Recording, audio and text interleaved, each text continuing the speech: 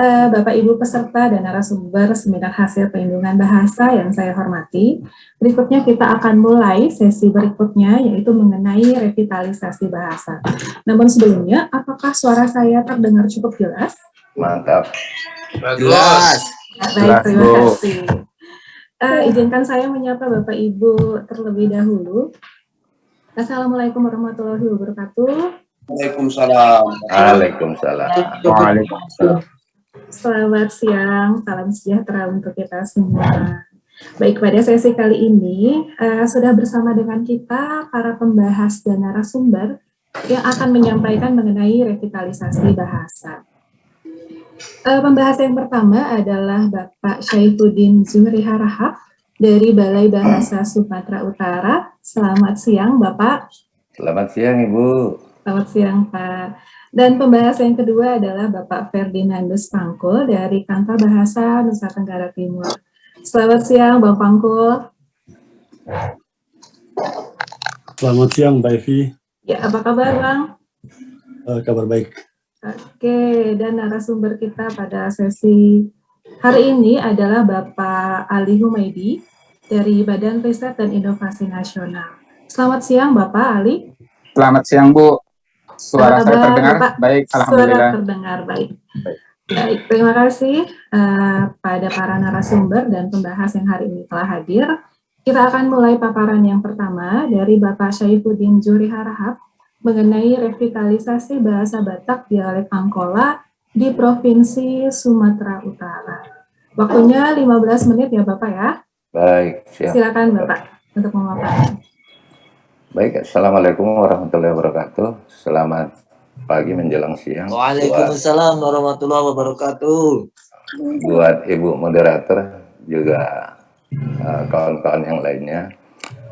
Kami dari tim revitalisasi bahasa Angkola di Kabupaten Tapanuli Selatan yang dikomandoi oleh Saudara Denny Setiawan dan juga Rahmat Hidayat beserta Syaifuddin Zuhri Harahap. Dalam hal mohon maaf, kameranya boleh dinyalakan Pak, dibuka. Baik, udah nampak Ibu? Ini berat ini kamera. Ya, sudah Pak. Terima kasih. Takut terputus nanti. Kemudian dalam penelitian kami dalam revitalisasi bahasa Angkola, kami mengambil judul yaitu revitalisasi bahasa Angkola, Martai dan Mengupa. Dalam gambaran umum, daerah Tapanuli Selatan wilayah teritorialnya sangat strategis dari posisi geografisnya di antara Sumatera Timur, Riau dan Sumatera Barat. Dan kedua, bahwa budaya di Kabupaten Tapanuli Selatan itu sangat unik dan konservatif dan potensial untuk direvitalisasi dan dikonservasi. Dan yang ketiga adalah bahasa ibu yang digunakan di sana namanya bahasa Angkola. Cuma ada definisinya tadi dalam judul sesuai dengan hasil penelitian sebelumnya Badan Bahasa bahwa bahasa Batak dialek Angkola. Tapi tidak perlu kita perdebatkan. Lalu yang kedua, wilayah Angkola ini penduduknya lebih kurang 280.000. Pusat peradabannya, situsnya sangat banyak, termasuk itu situs percetakan, candi, peninggalan-peninggalan lama, rumah ibadah, dan lain-lain sebagainya. Kemudian daerah Tapanuli Selatan ini sangat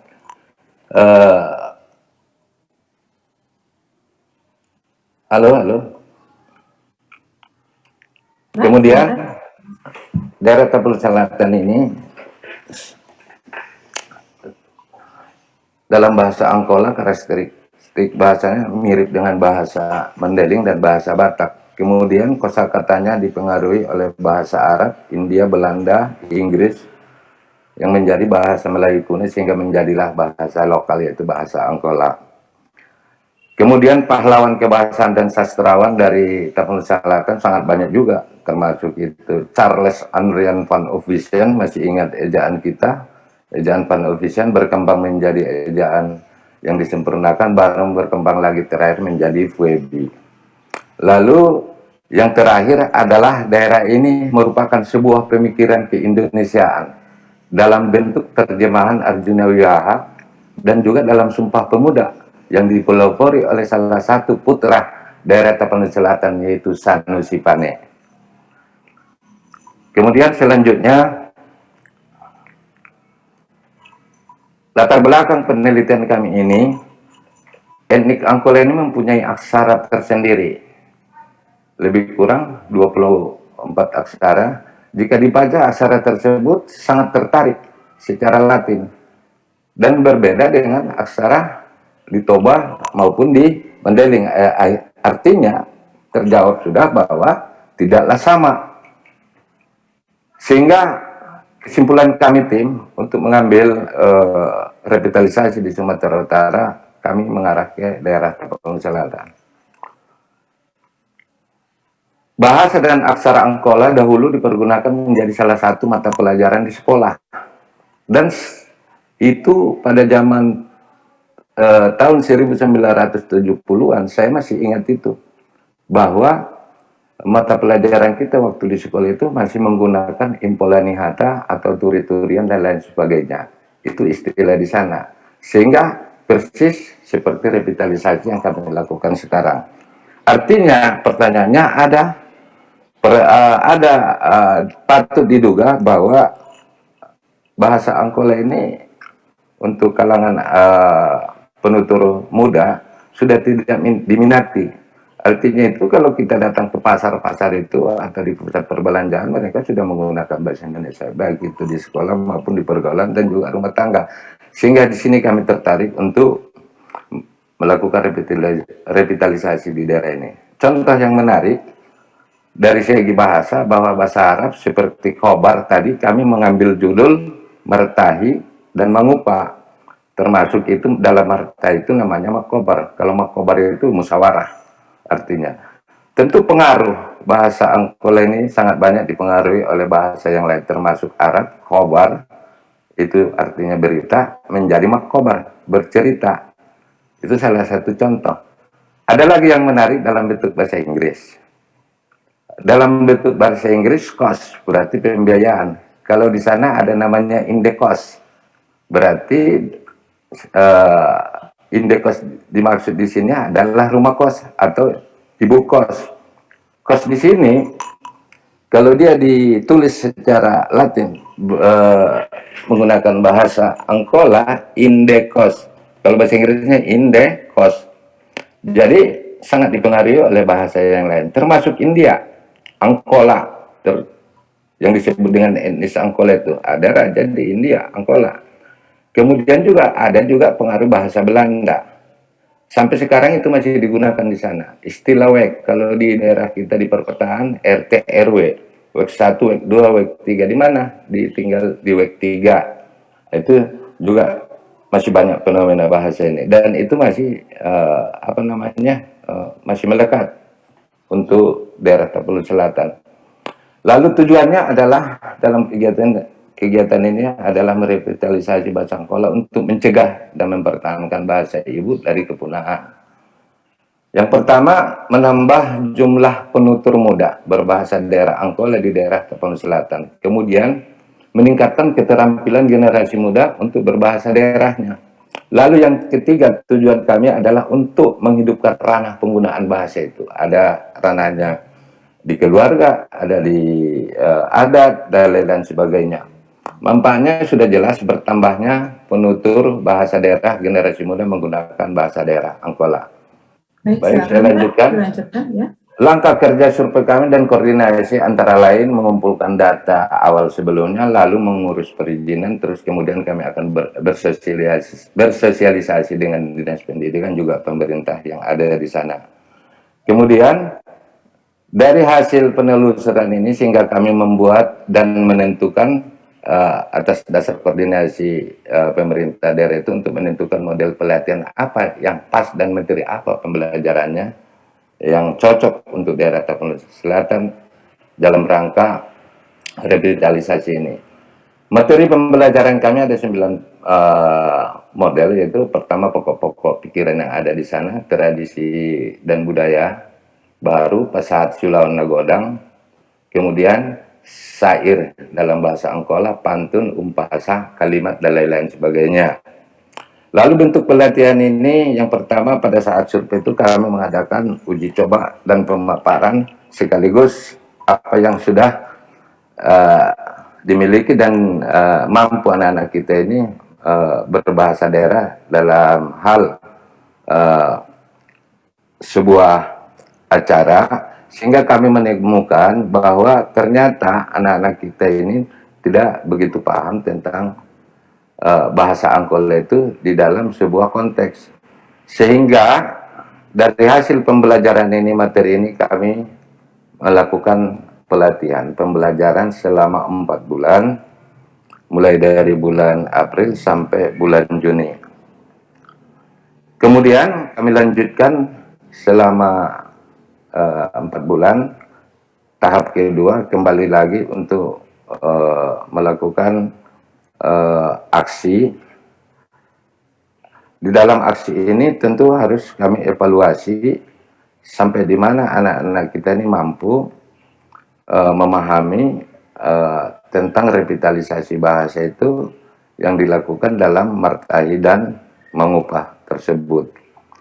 Lalu yang terakhir, dari hasil pembelajaran selama 4 bulan itu kami melakukan tes ulang, evaluasi, review kembali, kita uji coba, ternyata mereka sudah memahami, sehingga pada saat itu kami berpikir bagaimana caranya supaya anak-anak kita ini disambil mereka bisa menguasai bahasa Angkola ini, sehingga timbullah ide yang baru buat kami melahirkan Mars Tunas Bahasa yang pertama di Tapanuli Selatan.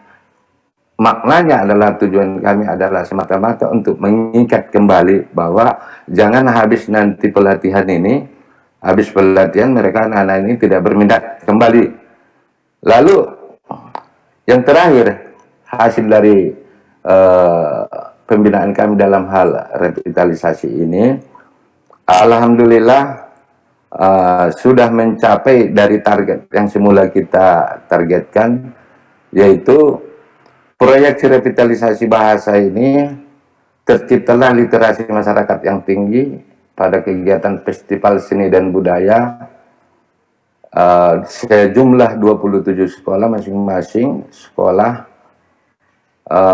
mengirim pesertanya 9 orang dan melakukan festival dengan jumlah penutur mudanya 153 orang yang aktif dengan partisipannya 400 orang, sehingga proyeksi dari hasil revitalisasi ini berjumlah 553 orang dari yang semula kita targetkan pada saat pembinaan itu 60 orang, dan habis kita mengadakan aksi sehingga terciptalah literasi masyarakat kembali yang dilakukan oleh pemerintah daerahnya. Termasuk sampai hari ini tanggal 8 sampai tanggal 13 dilakukan perlombaan, yaitu melalui sebuah kebudayaan tortor dan onang-onang sejumlah 300 orang sehingga berjumlahlah 308 orang. Jadi itu antara kecamatan, masing-masing satu kecamatan 2 orang, itu wajib dia melakukan revitalisasi pembelajaran onang-onang setiap kecamatan 2 orang. Dan peserta partisipan yang tidak aktif ini kita lakukan koordinasi dengan pemerintah daerahnya supaya kepala dinasnya mengutus dari sekolah masing-masing dan kepala sekolahnya mengutus masing-masing pesertanya itu bergantian setiap hari.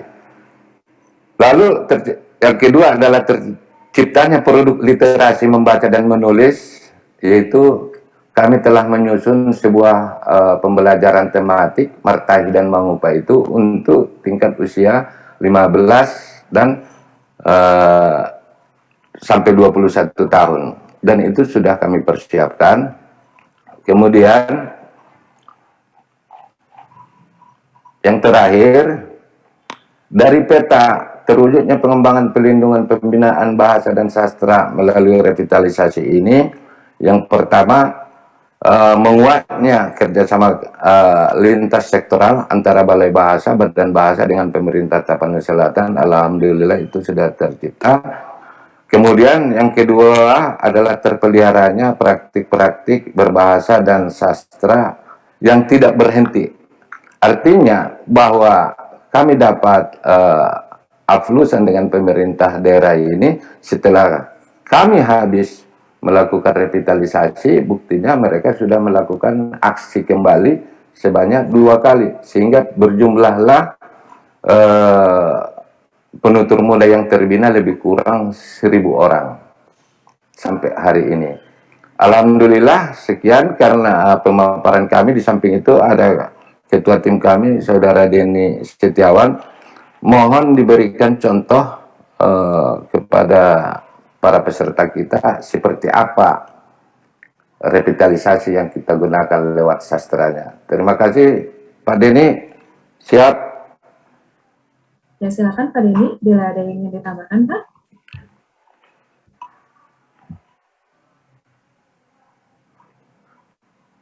Saya rasa kita kembalikan ke moderator. Silakan. Assalamualaikum warahmatullahi wabarakatuh.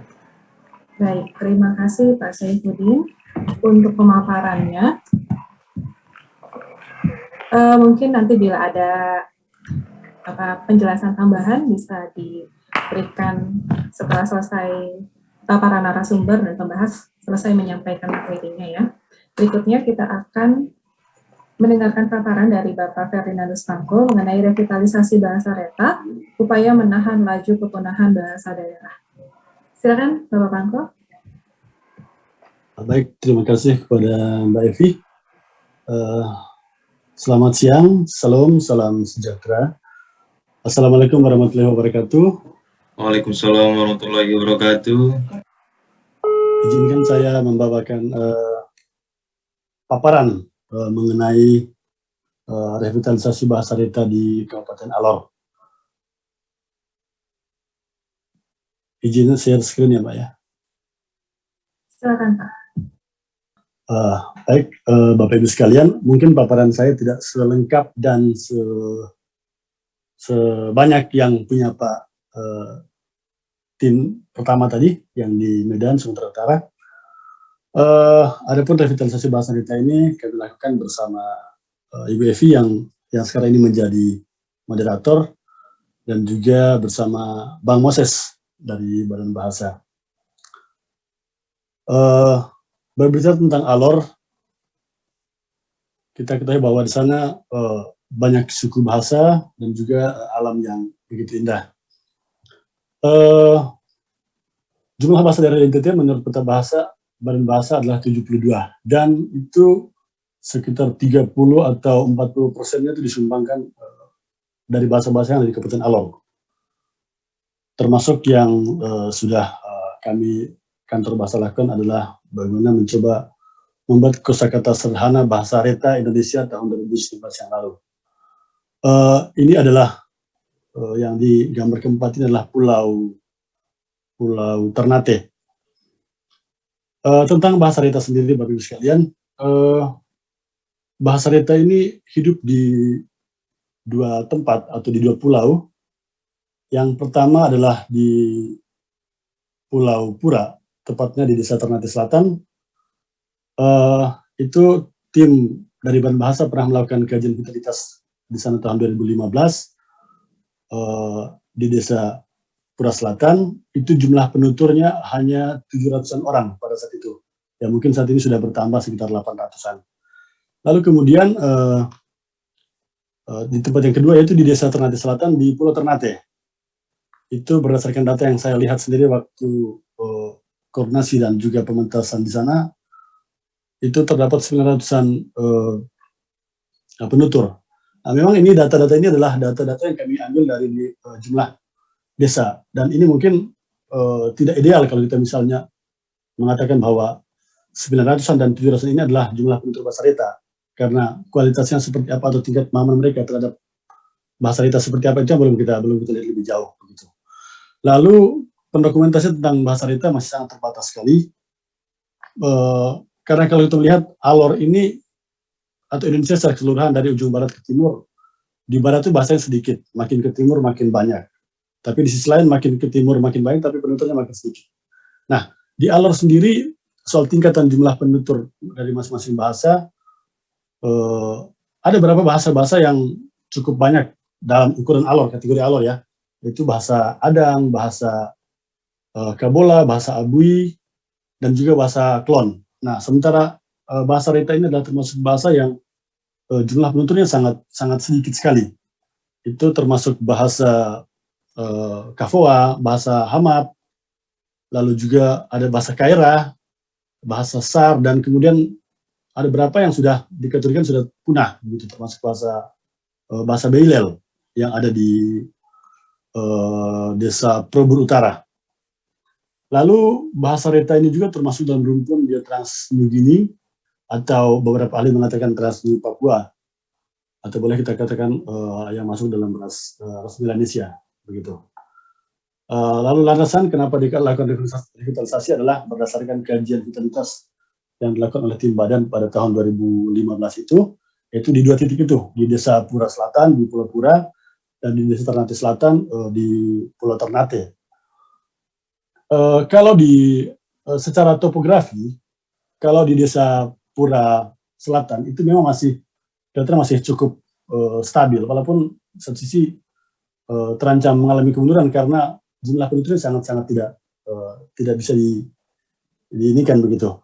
Lalu tapi secara pekerjaan mereka masih bertani, lalu ada yang sebagian kecil melaut. Beda dengan yang di Ternate Selatan. Yang di Ternate Selatan ini adalah tepatnya di Kampung Biatabang. Itu halaman rumah mereka itu adalah laut, begitu. Jadi akses mereka ke alur daratan hanya 15 menit. Lalu yang di Desa Pura Selatan masih ke alur itu hanya sekitar 30 menit, begitu. Dan itu bukan merupakan jalur lintas. Beda dengan di Desa Ternate Selatan, itu adalah akses yang bagaimana orang dari Alor bisa ke Pantar, atau ke Ternate. Lalu sekarang Ternate juga menjadi sentra bisnis industri kain, sehingga keluar masuknya orang itu setiap hari akan datang, akan sering begitu ke sana. Lalu soal akses juga, secara pemerintahan kalau di Desa Pura Selatan, mereka masih masuk dalam sebuah wilayah kecamatan Pulau Pura, sehingga dalam satu pulau itu hanya satu kecamatan. Aksesnya pun kalau misalnya orang Pura Selatan mau berurusan ke kecamatan, dalam pulau itu saja begitu.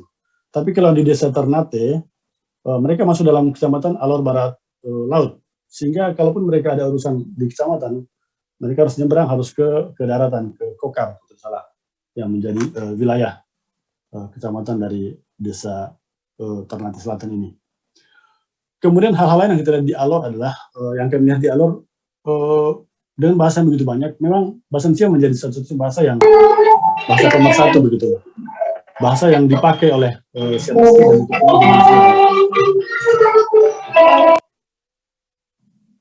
dan lalu kalau yang dari amatan-amatan kami secara lepas, di Alor tingkat peminjaman saling pinjam kosakata cukup tinggi, terutama bahasa Adang, bahasa Kabola, lalu juga bahasa Hamap, bahasa Abui, itu saling pinjam kosakata cukup tinggi. Dan juga beberapa daerah di Alor Timur, ada satu tempat di Kolana itu dia hidup menurut masyarakat ada 4 bahasa hidup di situ. Ada bahasa Persing, ada bahasa Sabila, Kula, Lona. Jadi ada yang menjadi bahasa umumnya, ada yang menjadi bahasa yang dari benar-benar tidak dipakai begitu. Ini yang menjadi masalah yang sangat pelik di Alor berkaitan dengan pelindungan bahasa. Oleh karena itu, maka kami berdasarkan data-data ini kami melakukan revitalisasi bahasa Reta, dan kami mengambil titiknya adalah di Desa Ternate Selatan yang ada di Pulau Ternate. Lalu tim melakukan survei dan koordinasi di sana. Kami ke dinas sekitar pertengahan April kami turun untuk survei dan koordinasi. Itu kami berkoordinasi dengan Dinas Kebudayaan dan Dinas Pendidikan. Memang yang menjadi keluhan sana adalah terutama dari dinas pendidikan bahwa mereka merasa tidak didukung secara anggaran untuk baik untuk mendokumentasikan bahasa atau membuat sebuah kajian-kajian tentang bahasa daerah di Alor. Lalu dari dinas pendidikan pun belum ada sebuah langkah nyata bagaimana perlindungan bahasa daerah yang ada di Kabupaten Alor. Kemudian tahap pelatihan dan pelajarannya, kami menggandeng masyarakat di sana, para guru yang ada di Kampung Diatabang itu di Desa Ternate Selatan, lalu kemudian tokoh-tokoh pemuda, lalu aparat desa untuk kami berlatih bagaimana memperpidato dalam bahasa daerah, puisi, cerita rakyat, lagu daerah, dan juga lagu nasional, lagu religi, lalu kemudian monolog singkat, dan produk mereka itu Lego-Lego begitu. Dan satu lagi yang saya selalu Pak, untuk Alor ini cukup terbantu oleh selama ini yang terutama dari beberapa peneliti-peneliti di NTT, dan juga yang saat ini cukup gencar adalah unit bahasa dan budaya, satu unit di bawah GMIT, Gereja Masih Injil Timur, yang cukup aktif bagaimana menerjemahkan kitab suci dalam bahasa daerah. Tapi dalam pengamatan kami untuk bahasa Reta belum saat ini belum diterjemahkan ke dalam bahasa Reta, itu kitab suci belum diterjemahkan. Nah, ini tahap pementasannya. Itu pementasan dilaksanakan pada bulan akhir Agustus sampai awal September waktu itu. Itu bertempat di Desa Ternate Selatan. Dan di akhir saya mungkin bukan kesimpulan tapi melihat bagaimana masa depan bahasa Reta dan juga bahasa-bahasa lainnya di Alor. Butuh sebuah komitmen bersama mungkin dari pemerintah baik pusat maupun daerah, lalu kemudian peneliti-peneliti yang ada di NTT atau di Indonesia, atau terutama nanti dari teman-teman di BRIN. Lalu itu yang kemudian ini adalah mulok. Mungkin di sini ada Pak Ali yang jadi membedah bahwa dulu yang pernah di bahasa Kafua ada bahan ajar yang pernah Pak Ali susun itu. Saya baru 2 hari lalu dari Kafua Pak Ali. Mereka sudah, ya itu hanya sebatas sudah disimpan saja begitu ininya, tidak diindikan lagi, tidak dipakai lagi sebagai bahan mulok begitu. Entahlah apakah dalam pemahaman mereka itu mulok terlalu rumit atau bagaimana sehingga itu tidak dilaksanakan lagi di sekolah begitu. Baik itu di SD Perubur 3 maupun di SD Perubur 5 yang ada di Lola. Lalu tindakan-tindakan seperti pemetaan bahasa, uji vitalitas, konservasi maupun revitalisasi menurut saya penting untuk segera dilaksanakan di Alor ini. Karena data-data jumlah bahasa pun saat ini masih tumpang tindih, masih setiap peneliti pasti punya data yang berbeda begitu. Tapi itu tidak masalah, selagi itu bisa dipertanggungjawabkan secara metode, secara teknik pengambilan data, itu menurut saya tidak masalah. Mungkin yang lebih penting adalah bagaimana menyelamatkan bahasa-bahasa ini dari keterancaman. Itu mungkin yang bisa saya sampaikan. Saya kembalikan ke moderator, lebih dan kurangnya mohon maaf. Terima kasih dan selamat siang untuk kita semua. Baik, terima kasih Pak Pangku untuk paparannya. Bapak Ibu peserta hari ini juga telah hadir bersama kita salah satu peserta revitalisasi dari bahasa Batak dialek Angkola, ya, salah satu tunas bahasa Ibu. Mungkin bisa diperkenalkan Pak Saifuddin, silakan. Bapak Pangku bisa tolong stop share screen dulu. Baik. Terima kasih Ibu Moderator. Pak Denny, udah masuk? Assalamualaikum Pak Denny. Silakan Pak Denny. Marsnya dulu penjelasan. Pak Denny.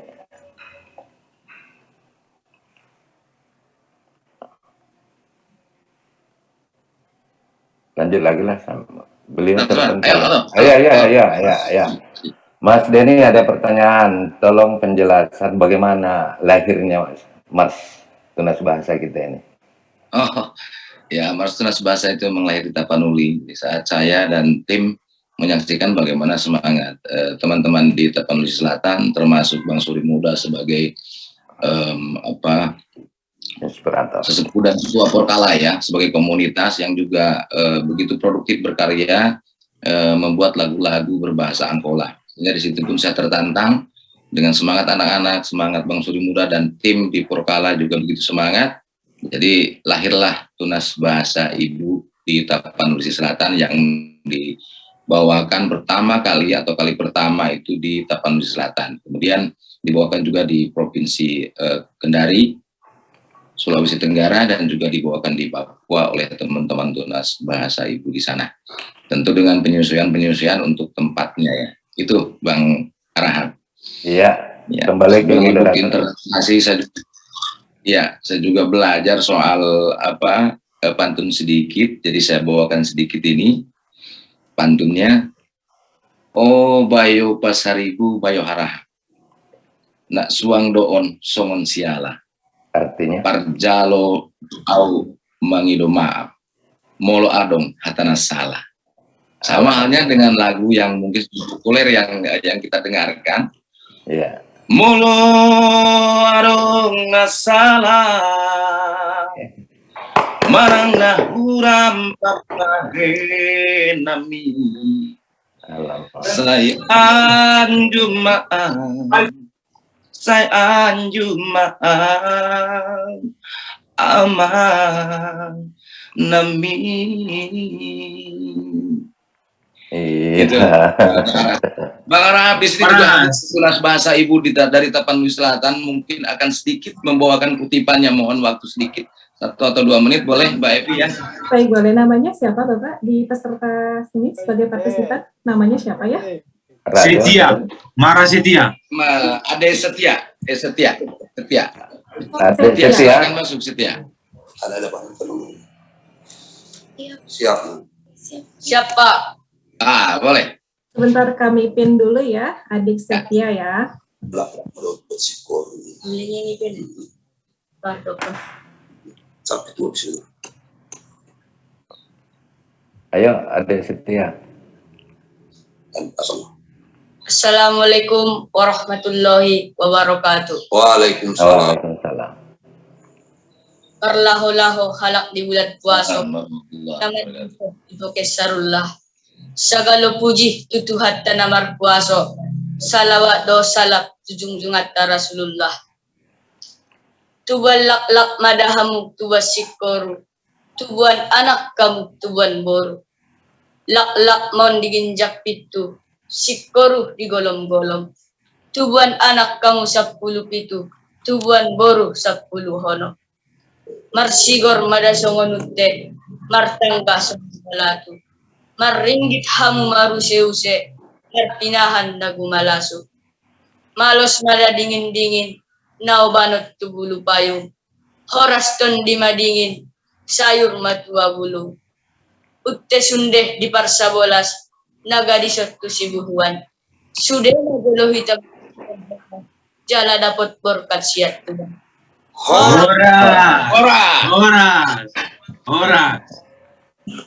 Horas, terima kasih adik Setia.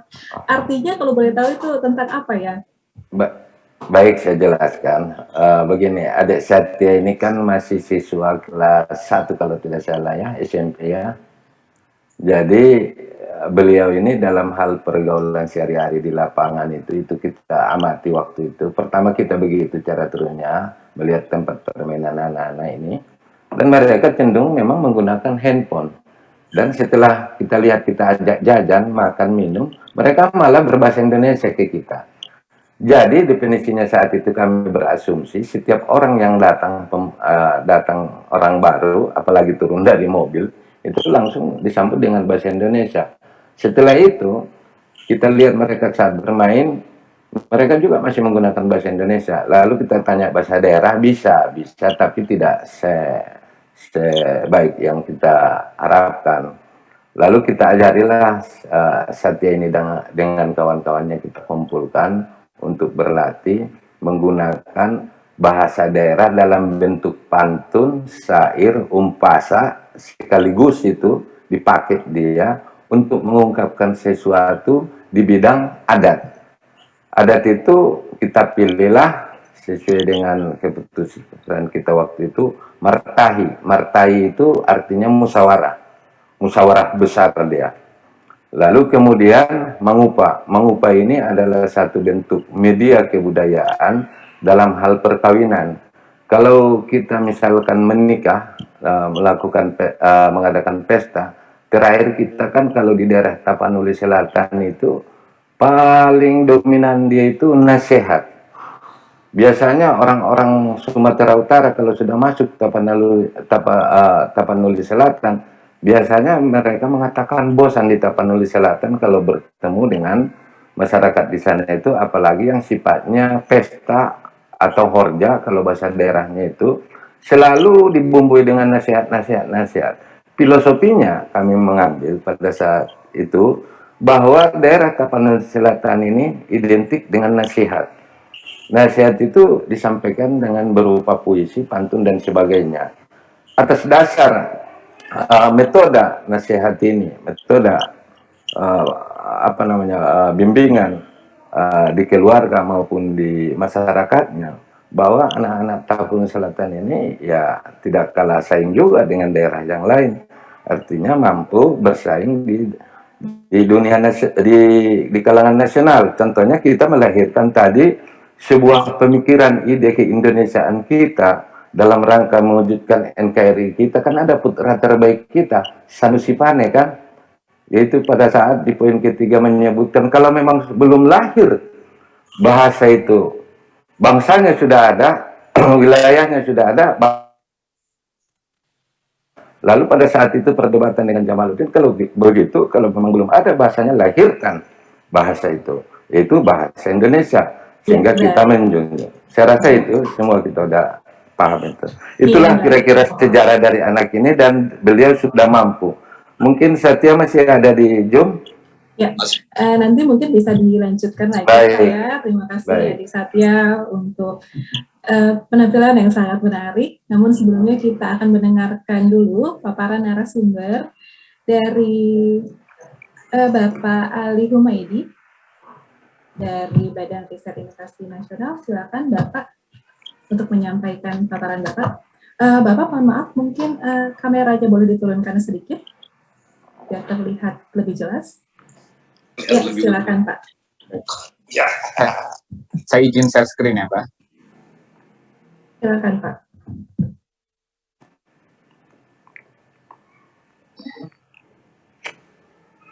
Sudah terlihat kah? Sudah Bapak, di full screen ya Pak ya? Baik.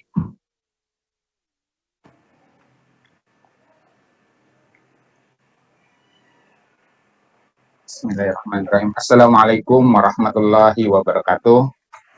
Assalamualaikum warahmatullahi wabarakatuh. Selamat siang, salam sejahtera untuk kita semuanya. Bapak, Ibu yang saya muliakan, saya diminta oleh Pusat Bahasa untuk memberikan review atau tanggapan terhadap dua hasil penelitian yang disampaikan pada hari ini. Itu dari kelompoknya Mas Denny, yang diwakilin tadi Pak Saifuddin Zuhri, sama yang kedua itu adalah Pak Pangkul yang di Reta. Jadi dua hasil penelitian ini tentu menjadi sesuatu yang sangat menarik, dan ini adalah ikhtiar kita untuk melakukan pendampingan, pemberdayaan, revitalisasi bahasa-bahasa yang terancam punah di Nusantara. Jadi izinkan saya untuk menyampaikan beberapa isu terkait ini, yang saya kasih judul Bahasa Daerah Terancam Punah, mengangkat emik, merumuskan kebijakan, dan menegakkan afirmasi. Jadi kalau saya lihat dari dua pola yang dikembangkan oleh Bapak Ibu semuanya di dalam dua proyek penelitian yang ada, itu intinya ke sana semuanya.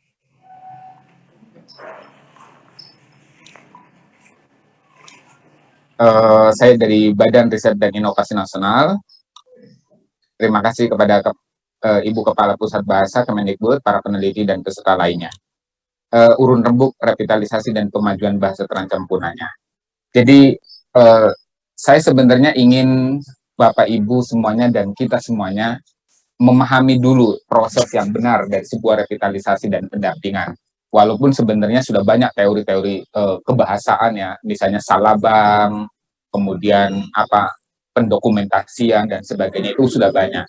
Tetapi saya ingin yang sifatnya adalah aplikatif. Bagaimana kemudian kita bisa mengembangkan sebuah proses revitalisasi dari tahap demi tahapnya. Saya selalu meyakini bahwa riset itu menjadi sesuatu yang sangat penting. Di dalamnya itu ada upaya melakukan identifikasi masalah dan perekaman kekayaan aspek kebahasaan. Ini adalah produksi pengetahuan, baik dalam buku, jurnal, kamus, dan sebagainya. Lalu yang kedua adalah memahami mekanisme internal dan strategi komunitas penutur. Ini yang kemudian kita melihatnya adalah dari sisi luar, sementara lokalnya sendiri, yang endingnya sendiri jarang diangkat, hingga kemudian proses keberlanjutannya itu tidak dilakukan. Nah, persoalan modul yang Kafwa yang sebagaimana tadi Pak Pangkul sampaikan, itu sebenarnya dari 2 tahun terakhir, 2 tahun pertama, oke, itu berjalan karena masih ada tim, masih ada ada dukungan pendanaan, dukungan fasilitasi dan sebagainya. Tetapi kemudian ketika dibawa ke dinas pendidikan menyerah untuk memberikan kompensasi tertentu. Ini yang kemudian menjadi dilema tersendiri. Udah saya bawa masuk ke ketua adat, udah di hak kesulungan dan sebagainya, tetapi keadaan ekonomi yang sangat terbatas yang memungkinkan mereka tidak bisa siap melakukan keberlanjutan program itu. Itu menjadi persoalan sendiri sebenarnya. Lalu para aktor dari jaringan sosial pemertahanan bahasa, jadi kita dapat mengetahui itu, kemudian mampu membangun kesepahaman bersama terkait langkah pendampingan yang akan kita lakukan ke depannya. Jadi kalau saya melakukan riset yang sifatnya adalah participatory action research dan sebagainya, saya sudah mulai membangun kesepahaman 1, 2, 3 dan seterusnya. Nah, lalu yang kedua adalah pendampingan. Di mana kemudian kita mampu memposisikan peran para aktor secara sistematis dan korelatif. Hak kesulungan bagaimana, kemudian patron agama bagaimana, patron adat bagaimana, dan sebagainya. Orang muda bagaimana, dan sebagainya. Itu yang kemudian harus dijelaskan secara jelas. Lalu yang kedua adalah membangun gerakan bersama dalam pemertahanan bahasa. Jadi pada 5 tahun terakhir penelitian yang kami lakukan di Kafwa itu sebenarnya ada gerakan bersama. Tetapi kemudian ketika ketua adat Pak ini satu meninggal, Pak Ibrahim turun dari desa dan sebagainya, akhirnya itu bukan menjadi bagian penting dari usaha mereka untuk melakukan pelestarian bahasa Kafwa. Ini memang masalahnya. Lalu bekerjasama multi pihak dengan jaringan masyarakat, pemerintah, dan pihak lain. Penyusunan dokumen-dokumen pendukung, strategi internal dan eksternal, seperti yang kami lakukan banyak di jurnal dan seterusnya. Lalu pelibatan dan komunikasi intensif masyarakat pada setiap langkahnya. Itu yang harapannya.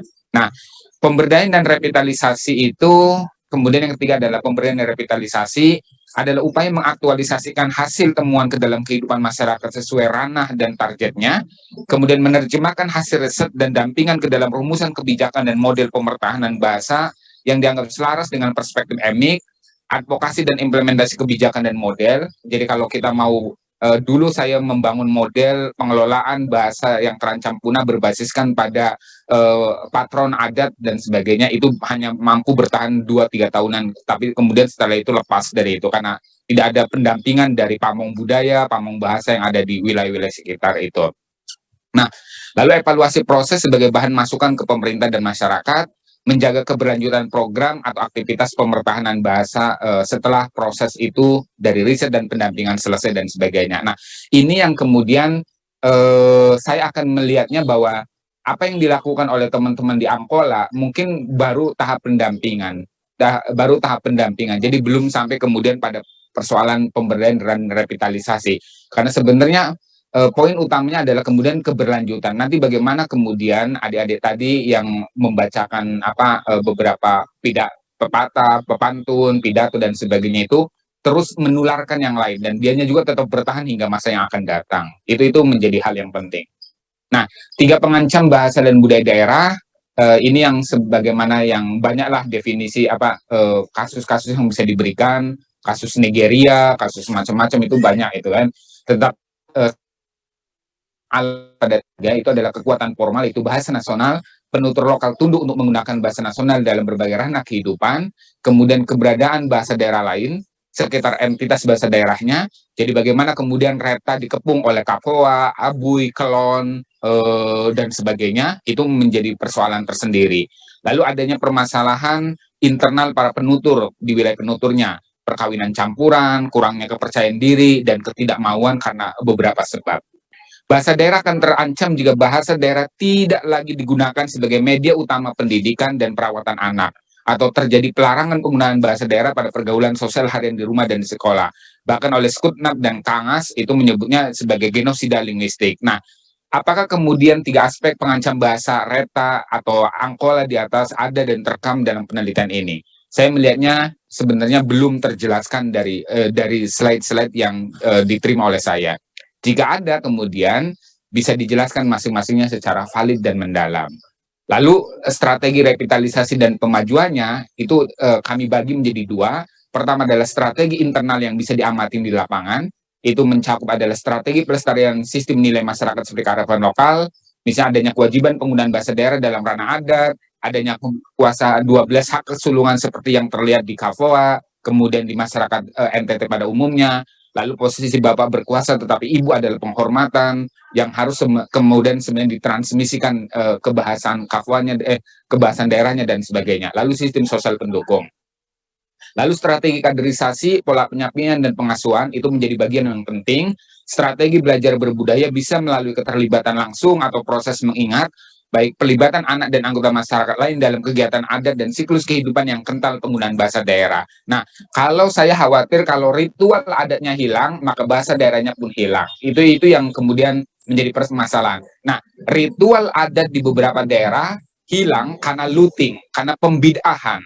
Jadi akhirnya ketika pembid'ahan oleh kelompok puritan keagamaan itu dilakukan, maka yang terjadi kelompok acara-acara ritual keagamaan, ritual adat hilang, maka ancamannya kemudian adalah bahasa daerah pun terancam punah juga. Jadi itu menjadi bagian yang proses yang menjadi sangat penting untuk diamatin dan harus diperhatikan oleh teman-teman bahasa. Strategi menjaga kekuasaan sehingga bahasa dan budaya kekuasaan dimiliki oleh kelompoknya tidak ikut serta lengser. Ini Anderson, Robert Hefner, dan sebagainya. Nah, kuatnya tetua adat, majelis gereja, dan hak kesulungan yang mampu menjaga romantisme masa lalu kebahasaan tetap hadir dalam kehidupan lokal itulah yang perlu direkam, perlu diamatin oleh Bapak Ibu semuanya. 5 adalah strategi pemanfaatan bahasa dalam berbagai aspek atau ranah kehidupan. Pengaktifan penggunaan bahasa daerah pada 4 atau 5 ranah, termasuk membangun dan menjaga kata-kata wajib bahasa Reta dalam proses produksi dan distribusi sofi-sofi dan laru sebagai minuman khas Pulau Pura. Jadi kalau di Alor, penghasil sopi-sopi dan laru yang terbaik itu adalah Pulau Pura dan rata-rata adalah pengguna bahasa Reta. Itu kalau kemudian di dalam livelihood system mereka terjaga, itu saya yakin bahwa bahasa daerah itu pun akan terjaga juga. Nah, otomatis sama dengan looting tadi. Ketika ritual kemudian dilooting, dibid'ahkan oleh kelompok puritan keagamaan, maka sebenarnya akhirnya ancaman bahasa daerah pun tinggi. Nah, ketika laru dan sopi-sopi dilarang, lalu proses produksinya mati, maka bahasa daerah pun dalam berbagai diksinya itu pun akan terancam punah dan sebagainya. Jadi hubungan relasi itu harus dilihat secara seksama. Demikian juga kekhususan pekerjaan masyarakat bahasa Angkola, ingat bahwa sebagian besar bahasa daerah kita terhubung pada livelihood system, dan ini yang menurut saya menjadi hal yang sangat penting. Kan kamus, kemudian ensiklopedi Swade, ensiklopedi tertentu dan sebagainya. Nah, strategi revitalisasi dan pemajuannya dari sisi eksternal kita bisa melihatnya dari kasus lapangan kemudian dinaikkan dan dihubungkan dengan regulasi yang ada. Misalnya adalah produksi pengetahuan dan pelestarian bahasa daerah. Jika tim ini masih sebatas kamus, maka harus dikembangkan ke output lainnya. Lalu yang kedua adalah pembuatan film atau platform digital lain sebagai pemantik nilai kebangsaan, identitas. Misalnya adalah membuat film, podcast, animasi yang mengarah kepada generasi yang savvy teknologi. Ini akan menjadi menarik. Savvy teknologi adalah generasi yang terampil memanfaatkan teknologi untuk kepentingan diseminasi, kepentingan sosialisasi, public awareness dan sebagainya.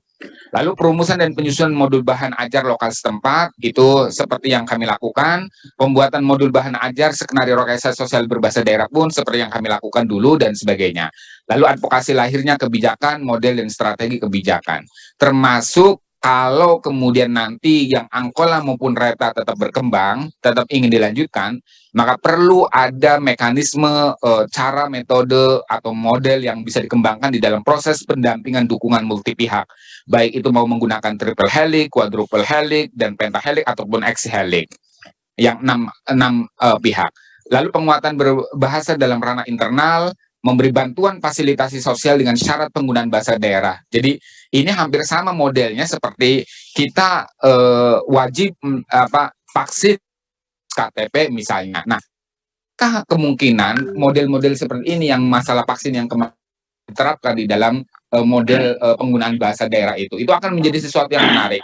Lalu penggunaan bahasa daerah pada hari pasar atau momentum sosial lainnya, lalu komodifikasi bahasa dan budaya daerah dalam bentuk trendy, festival, dan bisnis yang kemudian ini arahnya ada nilai tambah secara ekonomis di dalam pemanfaatan bahasa. Jadi misalnya joger, kemudian dagadu, kemudian di Makassar itu ada labugis dan sebagainya, atau di Labuan Bajo sekarang sedang menggairahkan kaos-kaos labajo dan sebagainya. Itu bisa dikembangkan lebih lanjut. Saya selalu percaya bahwa ketika peneliti hadir itu menjadi pemantik kesadaran. Jadi kehadiran peneliti menjadi dua makna. Kehadirannya menjadi niat baik pemerintah pusat untuk melestarikan kebudayaan daerahnya, dan yang kedua adalah kehadiran peneliti atas nama negara untuk melindungi kekayaan kebudayaan daerah, tentu didasarkan pada nilai penghargaan negara kepada kebudayaan daerah agar masuk bereksistensi dan menjadi bagian kebudayaan nasionalnya. Nah, dari kacamata masyarakat budaya, keterlibatan pemerintah pusat dan dalam upaya pelestarian bahasa dan budaya Reta tidak dianggap sebagai intervensi berlebihan dari negara kepada warga negaranya. Jadi baik di Reta maupun di Angkola sebenarnya kehadiran kita itu bukan dianggap kalau orang-orang NGO misalnya bilang, nanti negara merusuhin ini semuanya. Tapi kalau tanpa kehadiran kita, itu mereka akan mati, kemudian nggak akan hidup dan sebagainya. Sekarang pertanyaan, mana sih ada LSM atau NGO yang peduli terhadap masalah kebahasan kita? Hampir nggak ada kan? Makanya kemudian itu bisa diambil alih oleh pemerintah pusat dan pemerintah daerah. Itu poin pentingnya. Nah, saya ini model yang selama ini kita menggunakan triple helix, quadruple helix, dan sebagainya. Tetapi kemudian saya membayangkan kenapa kita tidak mengembangkan kepada kerangka kerja hexahelix atau anang tulu, 6 temali, 6 ikatan. Apa yang membedakannya adalah hadirnya perantara budaya di dalam proses memodifikasi bahasa-bahasa daerah untuk bisa dikembangkan lebih lanjut. Misalnya menjadi animator, animasi, kemudian isi podcast, lalu isi running tag dan sebagainya. Itu adalah yang menurut saya menjadi sangat strategis dikedepankan di dalam proses pendampingan, pemberdayaan dan revitalisasi budaya bahasa daerah yang terancam punah itu. Nah, sekarang review khusus. Ada revitalisasi bahasa Angkola di Kabupaten Tapanuli Selatan. Oleh ini yang sampaikan Pak Saifuddin Juhri itu menjadi sesuatu yang menarik. Saya melihat bahwa ada nilai plus karena ada pelibatan 40 kaum muda untuk terlibat di dalam kegiatan ini, kemudian ada wawancara yang dilakukan dengan para orang tua adat dan sebagainya. Itu adalah menurut saya sesuatu yang bisa dikembangkan lebih lanjut untuk kedepannya. Nah, tetapi kemudian ada beberapa pertanyaan yang ada aspek-aspek penting yang perlu diperhatikan lebih jeli lagi. Kaum muda di tengah upaya revitalisasi. Ikhtiar yang dilakukan tim tentu harus diapresiasi, karena apapun gerakannya, sekalipun kecil, pastinya akan memiliki dampak bagi masyarakat penutur Angkola. Keberadaan peneliti setidaknya menjadi afirmasi dari keresahan atau ketidaksadaran masyarakat penutur. Kadang mereka tidak sadar apa yang sebenarnya sedang terjadi pada kebahasan dan kebudayaan leluhurnya. Jadi ketika misalnya tim peneliti belum ada, mereka tidak sadar bahwa bahasanya terancam punah. Mereka tidak sadar bahwa bahasa daerah itu tidak lagi digunakan pada 4 ranah yang ditetapkan atau yang diukur oleh para ahli itu. Tidak sadar. Nah, sama dengan Kafua seperti itu. Dulu tidak sadar, tapi kemudian peneliti terus mancing, akhirnya oh iya ya, kosong ini tidak dilakukan dan sebagainya. Nah, aktivitas penyadaran kaum muda sebagai pelanjut kebahasan daerahnya menjadi contoh bagus dari revitalisasi kebahasaan. Bagaimanapun, jika anak muda dipegang dan diberikan pengayaan bahasa daerahnya, mereka akan menjadi pelanjut utama dari kehidupan berbahasa Angkolanya. Itu harapan kedepannya. Nah, pertanyaannya kemudian ada posisi yang sedikit saya bertanya-tanya. Pertama adalah posisi penutur bahasa Angkola yang cukup otentik, yaitu antara Batak dan Melayu.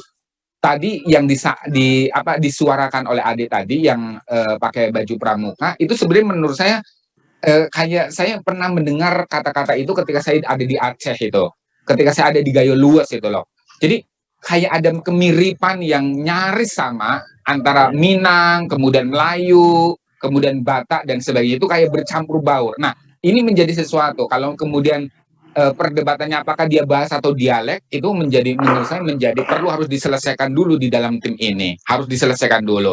Nah, dalam sisi kekerabatan patut kiranya dilihat taksonomi kebahasaannya, apakah dia hanya spesies dari sebuah kingdom kebahasaan Batak, atau kemudian dia memang betul-betul kingdom dalam bahasa taksonomi misalnya, apakah dia betul-betul adalah kingdom atau apalah di bawahnya kingdom, subkingdom dari bahasa yang tersendiri. Ini harus diperhatikan benar-benar.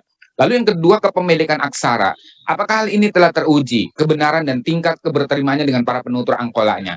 Saya melihat di slide-nya kelompok ini, Pak Denny mengajukan bahwa Angkola punya aksara. Saya membayangkan kayaknya tidak, karena aksara yang selama ini kita dengar itu adalah hanya sekian suku etnik dan sebagainya, tapi Angkola tidak hadir itu kan. Kecuali kalau Angkola versi India, ya ada. Jadi kalau kita misalnya menonton film-film India, kan selalu muncul kata-kata ini kan. Apakah itu sama atau bukan, saya wallahu alam. Jadi tetapi itu kan masuk juga ke dalam aksara Sanskerta sebenarnya, bukan Angkolanya. Nah, jadi hati-hati di dalam persoalan aksara ini. Apakah yang dimaksud dengan aksara di sini Lontara di Bugis, Serang di Bugis, kemudian di Banten dan sebagainya, Pegon atau lainnya? Hati-hati soal klaim adanya aksara harus dibandingkan dengan aksara lain. Lalu yang keempat adalah relasi antara individu dan momentum sosial harus diamati secara cermat. Jadi keberlanjutan dan kehidupan bahasa daerah itu saya selalu bilang, lihat relasi individu dan dalam momentum sosialnya. Kalau semuanya dikuasai oleh para kelompok tokoh, maka kemudian masyarakat hanya menjadi pendengar saja tanpa terlibat di dalam itu, maka saya yakin bahwa bahasa daerah itu pun akan terancam punah. Jadi bagaimana kemudian para tokoh masyarakat itu saling berkomunikasi, berinteraksi dengan menggunakan bahasa daerah itu. Nah, apakah kamus dan modul Angkola merupakan sesuatu yang dianggap krusial dan signifikan dalam revitalisasi bahasa Angkola? Atas dasar apa keputusan itu diambil? Tim KAFOA untuk membuat kamus dan modul saja harus melakukan komunikasi dengan masyarakat, tetua adat, pihak sekolah, dan dinas, sehingga tingkat kepemakaiannya kemudian dapat diprediksi. Walaupun kemudian pada tahun 1 tahun 2 tahun terakhir ini mereka tidak lagi menggunakan modul itu. Saya juga ngenes, kami sudah cetak 1000 eksemplar modul yang sudah disebarkan, tetapi kemudian karena tidak ada guru yang menjadi pendamping, akhirnya ya sia-sia saja. Sebenarnya ini adalah kewajiban Pamong Bahasa, Pamong Budaya untuk mendorong bahwa penggunaan modul-modul yang kami buat itu bisa tetap berlanjut di KAFOA itu. Nah, gerakan pemberdayaan kaum muda di dalam persoalan revitalisasi bahasa. Bagaimana kemudian sistem perekrutan kaum muda dalam aktivitas pemberdayaan untuk kepentingan revitalisasi kebahasaan itu? Saya dari paparannya Pak Denny, dari paparannya Pak Zuhri, itu tidak tampak sistem rekrutmennya apa. Kalau kemudian sistem rekrutmennya berdasarkan lomba, berdasarkan ini dan sebagainya, atau berdasarkan pemilihan dari sekolah, itu menurut saya sesuatu yang sangat berbahaya. Jadi itu harus didasarkan apa, indikator-indikatornya jelas dan sebagainya. Hati-hati jika tidak mewakili penutur bahasa Angkola, maka proses pemberdayaan ini akan berpotensi gagal. Lalu bagaimana cara mengukur bahwa aktivitas pemberdayaan itu akan menjadi suatu afirmasi keberlanjutan yang dijalankan masyarakat sendiri. Oleh karena itulah kemudian dukungan tetua adat dan tokoh-tokoh agama dan tokoh-tokoh sosial dan mekanisme desa menjadi sangat penting. Saya membayangkan Bapak Ibu bahwa pelestarian bahasa terancam punah ataupun revitalisasi bahasa terancam punah itu masuk di dalam isu musrenbang, isu musyawarah rencana pembangunan desa, yang kemudian ada alokasi dana desa. Jadi kalau PAUD saja, TK saja masuk di dalam musrenbang, mengapa kemudian bahasa daerah dan budaya ke daerah itu tidak dimasukkan di dalam musrenbang itu? Ini menurut saya adalah tantangan bagi teman-teman bahasa. Bagaimana kemudian memasukkan isu-isu revitalisasi ini ke dalam musrenbang penetapan dana desa dan sebagainya. Sulit kiranya mengambil keputusan pemberdayaan revitalisasi kebahasaan jika proses riset dan pendampingan awal kemudian tidak dilakukan. Kalau yang disampaikan oleh Pak Zuhri dengan Pak Denny, saya kok ngelihatnya begini, tiba-tiba datang, lalu kumpulkan 40 anak, rekrutmen, lalu datang itu kan seolah-olah memaksakan sesuatu tanpa ada dasar-dasar basis data yang cukup memadai, yang kemudian kita langsung melakukan pemberdayaan. Jadi hati-hati Pak Bu, proses itu harus kita jaga untuk kebaikan ke depannya. Nah, proses panjang menemani dan mengaktifkan modal sosial kaum muda dalam kebahasaan. Jadi ini modelnya sama ketika saya melakukan pendampingan untuk plan internasional yang didanai oleh AusAid, itu kemudian saya melakukan pendampingan kepada anak-anak muda untuk isu-isu pada bahasa, pada budaya dan sebagainya. Jadi kita harus membuat desain kegiatan, itu adalah merancang bangun kegiatan, kemudian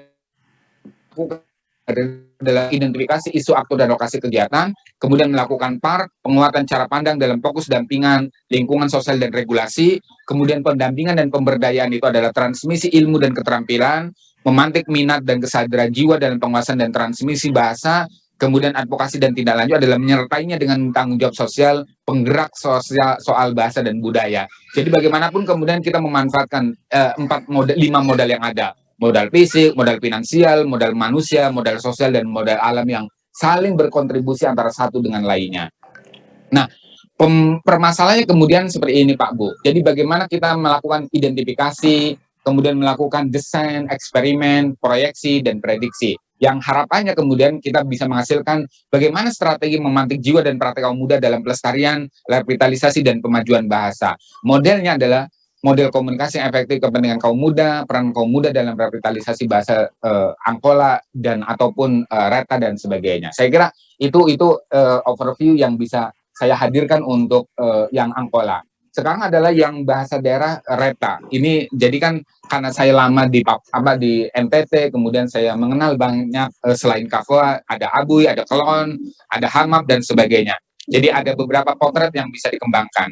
Nah, ini Bapak Ibu kan perhatikan bahwa yang diambil ini kan oleh Pak Pangkul ini adalah yang ada ada warna kuning ini, yang kemudian ada ada tanda panah, yang ini pura, dan ini yang penelitian kami di Dusun Lola dan Dusun Habolat Matarapen di sini itu kan. Nah, artinya apa? Bahwa sebenarnya wilayah pura itu berhadapan dengan kelompok Lola, kelompok Kafwa, kemudian Pantar, sama yang alor kecil yang dipengaruhi oleh Bugis oleh orang Bugis betul-betulan. Nah, ini yang kemudian saling keterpengaruhan inilah yang harus dibaca oleh Pak Pangkul. Sayangnya di dalam paparan slide itu, nggak tahu kalau di dalam laporannya apakah sudah ada atau belum, saya nggak tahu. Tetapi di dalam paparan ini tidak ada yang namanya interaksi bahasa daerah antara satu dengan lainnya di dalam konteks wilayah yang besar ini. Nah, ini kemudian pura, saya ngelihatnya hanya 3 saja. 3, pura, kemudian alor kecil yang mayoritas Bugis, kemudian Lola yang mayoritas Habolat, asli orang sana, dan sebagainya. Bayangkan bahwa keberadaan bahasa Reta di tengah peta persebaran bahasa daerah di alur. Saya membayangkan begini, bahwa bahasa Reta seperti tumbuhan endemik, penghasil laru terbaik, atau sopi-sopi terbaik, di Pulau Pura. Artinya, ia seharusnya bersemai baik karena ada ekosistem dan habitus yang tepat. Pertanyaannya kemudian, apa yang dinyatakan oleh Pak Pangkul, kenapa kemudian terancam punah? Ini kan menjadi pertanyaan, udah satu pulau sendiri, orangnya itu aja, kalau yang lain kan berhadapan dengan yang lain, dengan A, dengan B, dengan C. Tapi kalau ini satu pulau sendiri dan sebagainya, tetapi kemudian, kenapa terancam punah? Terlebih secara etnik dan identitas sosial keagamaannya pun hampir seragam. Nah, posisi bahasa Reta dengan Kafwa sebuah perbandingan misalnya. Bahasa Reta hidup dan berkembang di satu pulau tersendiri yang benar-benar nyaris memiliki keseragaman. Hal ini berbeda dengan Kafwa yang tercampur dengan kehadiran etnik, bahasa, dan agama yang berbeda. Dalam posisi ini kemudian wilayah bahasa Reta ibarat bahasa Kafwa di wilayah Habolat, desa Probur Utara yang betul-betul darah birunya dan menjadi wilayah murni Kafwa. Bahasa Kafwa ini kemudian yang di Habolat relatif terjaga pada semua ranah kehidupannya. Ranah agama, ranah adat, ranah keluarga dan ketetanggaan, ranah sosial, ranah mata pencarian dan sebagainya. Nah, tapi kemudian ketika ada di Lola bawah, kemudian bercampur dan kemudian terancam banyak kelompok etnik yang lain, banyak kelompok suku penutur yang lain dan sebagainya. Nah, mekanisme internal dan mekanisme eksternal memungkinkan bahasa daerah dapat terpelihara dengan baik. Saya tidak mendapatkan gambaran dari Pak Pangkul tentang mekanisme internal dan eksternal bahasa Reta ini. Padahal sebenarnya kalau ini diperdalam itu akan sangat menarik untuk dikembangkan lebih lanjut. Nah, ini kan hampir sama konteks permukimannya, Pak Bu. Ini kalau yang saya potret yang ini kan Lola bagian bawah ya. Sementara yang berhadapan itu kan Pulau Purenya kan. Ini hanya jaraknya 2 km. Jaraknya 2 km saja ini kan. Nah, sebenarnya secara kultural mereka memiliki kedekatan saja, tetapi kemudian memiliki bahasa yang berbeda. Wajar lah kalau di NTT emang begitu adanya. Hampir semuanya kemudian memiliki dominasi mata pencarian sebagai peladang jagung dan sebagainya, sama modelnya. Nah, akhirnya saya mohon maaf Pak Pangkul, ini kan bandingkan dan renungkan secara jernih dari dua aktivitas kegiatan lapangan antara tim Reta kiri dan tim Kapwa sebelah kanan, sedikit tampilan saja, walaupun yang lain. Saya tahu bahwa proses ini adalah proses yang masih awal itu kan, tetapi kemudian Pak Pangkul dan tim harus sudah melihat ke depannya. Pak Pangkul harus sudah bisa melihat dan memproyeksikan apa yang akan dilakukan di masa-masa yang akan datang, minimal tahun pertama apa, tahun kedua apa, tahun ketiga tahun apa, dan sebagainya. Saya ingin tim peneliti bahasa itu jangan loncat-loncat. Jadi udahlah, satu bahasa selesaikan dulu aja, kemudian setelah itu, setelah dokumentasinya bagus, afirmasinya bagus, kebijakannya muncul, kemudian keberlanjutannya bagus dan sebagainya, baru tinggalkan itu, serahkan ke pamong budaya, pamong bahasa, lalu kemudian tim peneliti berangkat lagi ke tempat lain dan sebagai jangan loncat lagi dan memang bosan kita di lapangan, tetapi kalau kemudian kita tidak sabar untuk melayani dan mengembangkan bahasa daerah pada sebuah tempat tertentu, maka saya yakin itu adalah ancaman terbesar kepunahan mereka. Jadi ini adalah peran kita semuanya. Saya kira itu sebagai pengantar dan sebagai overview dari apa yang saya baca dari dua laporan penelitian ini. Terima kasih, mohon dimaafkan kalau ada kata-kata yang salah. Akhir kalam, assalamualaikum warahmatullahi wabarakatuh. Waalaikumsalam warahmatullahi wabarakatuh. Terima kasih banyak Pak Ali untuk paparannya yang sangat jelas dan sangat tegas ya Pak ya. Terima kasih banyak. Saya berikan kesempatan untuk Pak Pangkul dan Pak Syaifuddin mungkin ingin menanggapi. Saya berikan waktu masing-masing mungkin 5 menit ya. Silakan bila ada yang ingin menanggapi. Boleh duluan? Boleh, silakan Pak Pangkul. Ya, baik, terima kasih banyak Prof. Ali atas paparan yang sangat lengkap dan sangat runtut ya. Mungkin nanti saya akan meminta ke Pak Ali untuk materi bisa diberikan ke saya begitu Pak. Lalu yang kedua, salam dari masyarakat Habolat. Kemarin karena saya beberapa kali ke sana, mereka pikir saya timnya Pak Ali begitu Pak. Oh, ini timnya Pak Ali begitu ya. Oh ya, saya kenal Pak Ali tapi beliau terkenal saya bilang begitu. Lalu yang kedua yang berkaitan dengan apa yang kita lakukan, memang kalau dari untuk kegiatan ini kami di bukan di Pulau Pura Pak Ali, kami titiknya di Pulau Reta, di Pulau Ternate, di Desa Ternate Selatan. Karena dari dua sampel dulu waktu vitalitas bahasa itu, kalau di Pulau Pura memang masih cukup stabil hasil kerja vitalitasnya, tapi yang di Pulau Ternate itu yang mengalami kemunduran. Itu tepatnya di Ternate Selatan karena di Pulau Ternate itu hanya ada 2 desa, Desa Ternate yang komunitas Muslim, kemudian yang di Ternate Selatan adalah komunitas Kristen, gitu. Tapi mereka masuk wilayah kecamatan Alor Barat Laut. Lalu yang di Pulau Pura itu satu kecamatan itu bahasa Reta pun dikepung oleh bahasa Belagar juga. Lalu mereka mengatakan ada bahasa Malal, mungkin bagian dari bahasa Belagar juga itu. Lalu belum termasuk bahasa lain, karena memang seperti yang Pak Ali paparkan tadi bahwa tingkat akses atau mobilitas mereka cukup. Orang Pura biasa berpasar di Pasar Lola begitu pun sebaliknya, atau di Alor Kecil atau di mana saja. Lalu soal slide tadi, memang yang karena ada batasan-batasan dari teman-teman panitia hanya 7 slide, Itu yang saya berikan beberapa foto saja. Lalu kemudian kalau dari kantor sendiri, kami kantor Bahasa NTT sudah pernah mengambil data di Pura, itu berupa kamus kosakata. Memang belum banyak kosakatanya dan baru 1000 kosakata umum, dan kami akan berusaha untuk mengembangkan lagi menjadi sebuah kamus yang lengkap, baik itu kosakata budaya, kosakata lain-lain begitu, yang termasuk Pak Ali sarankan tadi berkaitan dengan prodisofi dan segala macam begitu, itu Pak Ali. Lalu memang kalau di Pulau Reta dan Ternate itu memang secara ini tidak berhadap-hadapan pulaunya, tapi itu masih di bagian selatan, mengarah ke selatan semua. Jadi tapi mereka terhubung, katanya menurut pengakuan mereka bahwa mereka adalah dari nenek moyang yang sama begitu. Itu mungkin beberapa hal yang bisa saya tambahkan. Terima kasih atas segala masukannya. Mungkin ke depan bisa akan lebih baik lagi, terutama berkat sumbangsih pemikiran dari Pak Ali tadi.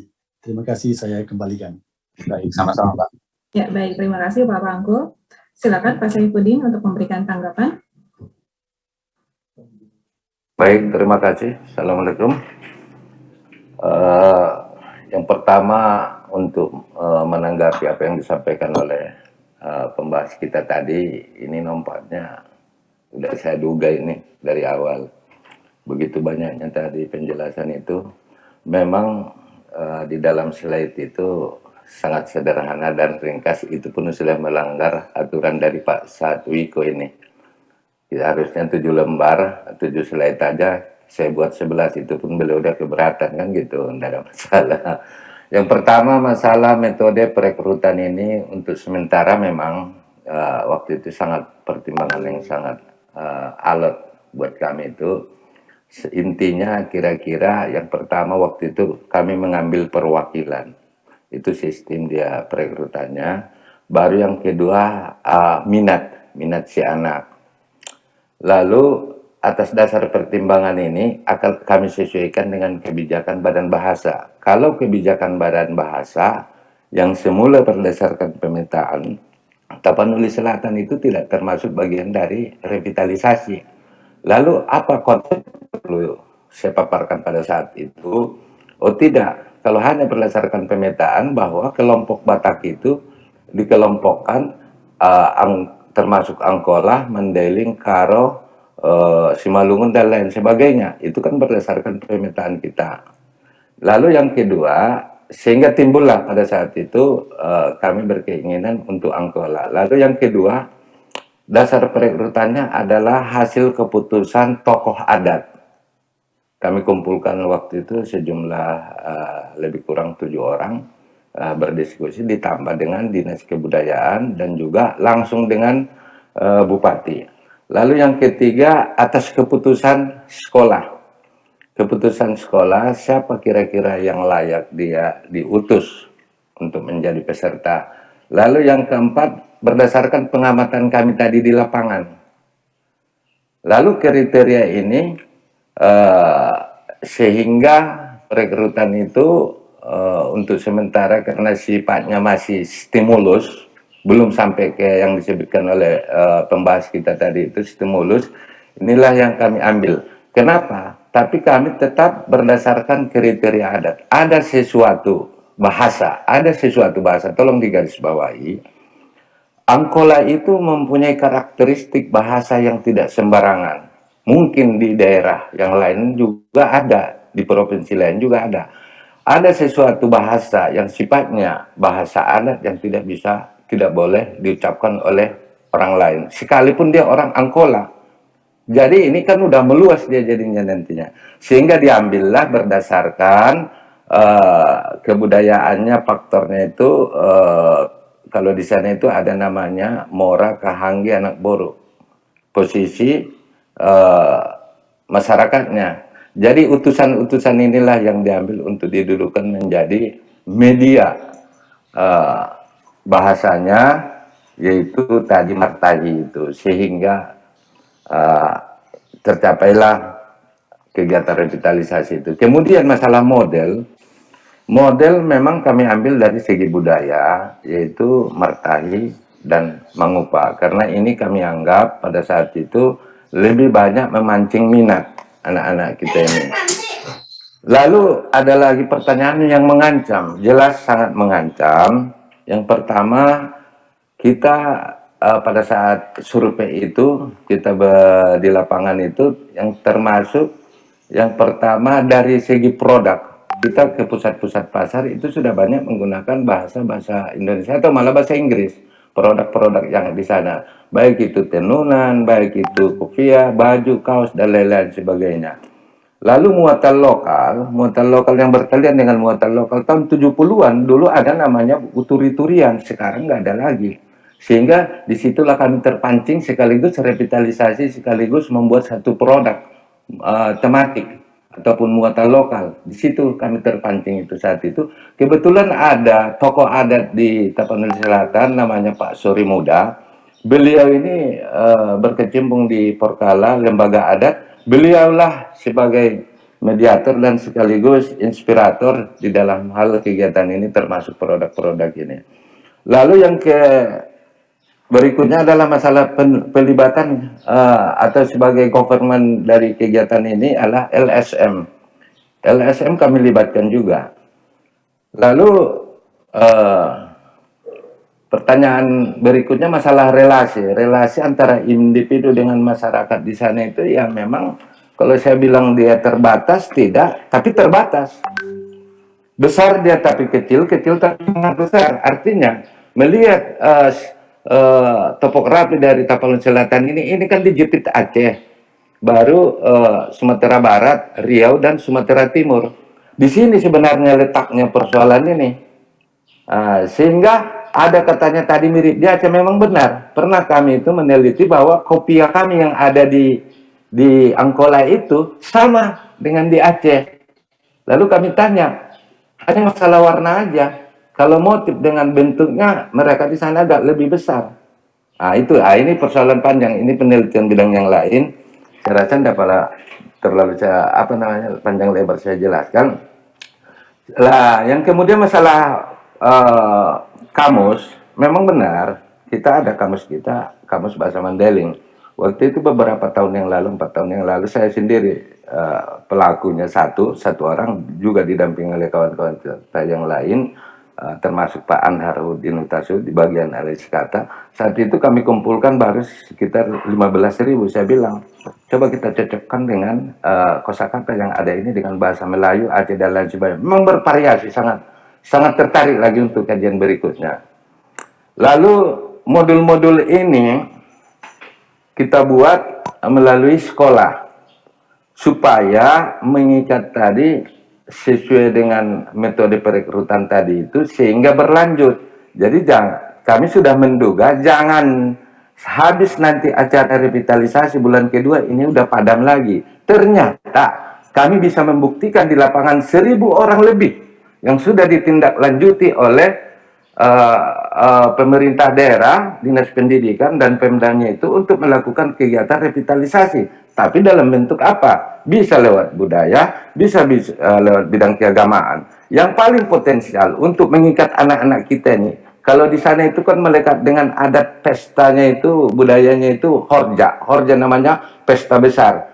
Selama ini kalau kita di sana itu berdasarkan histori dari kebudayaannya, itu terlibat. Ternyata sampai sekarang tidak diminati. Termasuk saya dulu begitu. Kalau pulang kampung asal masuk alam buat apa? Itu kan udah ini. Yang penting handphone lah bahasa Indonesia begitu. Jadi itu tekniknya kami buat. Jadi penyertaan penutur muda di setiap acara budaya. Halo, Pak Syafruddin ya. 2 menit lagi bisa ya Pak ya, biar kita bisa membuka pertanyaan dari boleh. Silakan Pak. Boleh, mungkin. Pernyataan penutup dulu dari Bapak, silakan. Masih ada Pak Denny, silakan ditambah Pak Denny.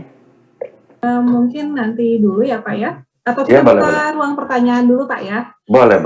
Membuka ruang pertanyaan untuk Bapak Ibu yang ingin bertanya, silakan menggunakan fitur raise hand. Silakan Bapak Ibu. Ada yang ingin bertanya atau mungkin menanggapi? Dari Bapak... Ya.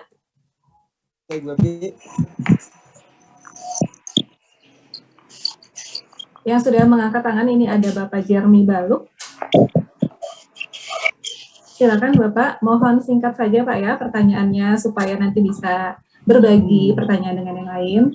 Silakan Bapak Jeremy. Baik, terima kasih Bu. Selamat siang untuk kita semua dan selamat siang dan terima kasih juga untuk Bapak yang sudah memaparkan materi dan Prof. Ali dari BRIN yang sudah memberikan pembahasannya. Saya cuma satu pertanyaan saja. Apakah bisa Badan Bahasa dan BRIN dalam hal ini berkolaborasi bersama dengan dinas-dinas di daerah, lalu kemudian memilih satu atau dua bahasa, tentu sesuai dengan kriteria dan juga berbagai macam hal pertimbangan ya, untuk menjadi role model begitu dalam pengkajian, kemudian revitalisasi dan lain sebagainya. Saya kira kalau itu bisa terjadi, maka akan menjadi satu hal yang kuat untuk kita bisa masuk sampai pada kebijakan di daerah, daripada misalnya dengan penelitian yang terpisah-pisah atau sedikit-sedikit, maka istilah saya hanya menjadi arsip saja yang kemudian penelitinya kembali, pemerintahnya diam-diam seperti yang tadi disampaikan oleh Prof. Ali tadi. Itu saja pertanyaan saya. Ya, terima kasih Pak Jeremy. Saya tampung dulu pertanyaannya. Silakan Bapak Ibu yang lain yang ingin bertanya. Bu, dari bisa Bu? Dengan Bapak siapa ini? Sorry Muda Harahap. Ya, silakan Bapak. Terima kasih Bu. Assalamualaikum warahmatullahi wabarakatuh. Di sini harapan kami ya Bu, untuk pelestarian bahasa ini, bahasa daerah. Bertepatan saya ceritakan dulu sedikit. Saya latar belakang saya lah sebagai pendidik. Maka dalam hal ini, kalau saya ingat waktu masa saya SMP dulunya Bu, itu kurikulum daripada bahasa daerah itu adalah kurikulum nasional. Jadi alangkah baiknya supaya sejak dari dini anak kita ajari berbahasa daerah, tolonglah kementerian melalui badan badan bahasa, supaya itu diajukan Kementerian Pendidikan menjadi kurikulum nasional. Nah, cuma bagaimana silabusnya ataupun kurikulumnya itu diserahkan kepada daerah. Tapi pembelajaran bahasa daerah itu tetap ada di setiap sekolah mulai dari tingkat SMP sampai dengan tingkat atas. Itu saran kami. Terima kasih. Wassalamualaikum warahmatullahi wabarakatuh. Waalaikumsalam. Terima kasih Bapak untuk saran dan masukannya. Oke, Bapak Ibu yang lain ada yang ingin menanggapi atau memberikan pertanyaan lain, silakan. Baik, kalau tidak ada, mungkin kita jawab dulu pertanyaan yang tadi masuk. Mungkin ini tertuju untuk Pak Ali ya Pak ya. Apakah bisa Badan Bahasa dan BRIN berkolaborasi untuk upaya pelindungan bahasa? Kira-kira seperti itu. Silakan Pak Ali.